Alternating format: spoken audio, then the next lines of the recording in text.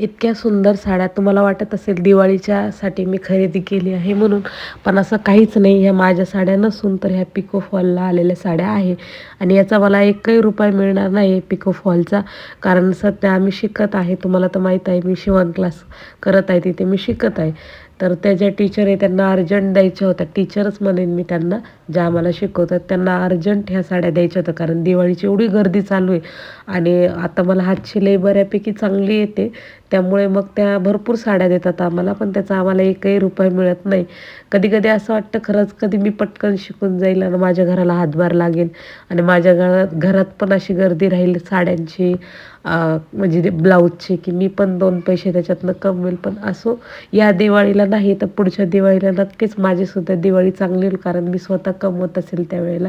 तुम्ही बघू शकता मी खूप म्हणजे मेहनतीने सगळं चिकाटीने सगळं काम करत असते. मी त्यांना 1 तासामध्ये ह्या 2 साड्या लगेच देऊन टाकल्या आणि त्यानंतर मग माझे घरातले पण भरपूर काम होते ते सगळे सोडून मी मी पहिले त्यांना ह्या साड्या करून दिल्या. आणि माझी तब्येत एवढी खराब आहे तुम्हाला सांगू नाही शकत. माझ्या पोटाचे तरी इतके प्रॉब्लेम चालू आहे, पण तरी देखील मी म्हटलं जाऊ दे, त्या पहिले त्यांच्या साड्या करून देते.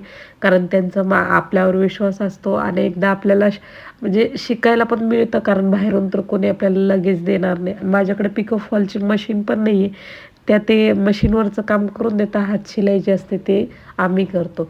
तर असं छान छान ब्लाऊज वगैरे हे सगळं आम्ही आता शिकू राहिलो आहे आणि छान प्रकारे शिवत पण आहे. कटोरीचं ब्लाऊज छान जमत आहे आता मला.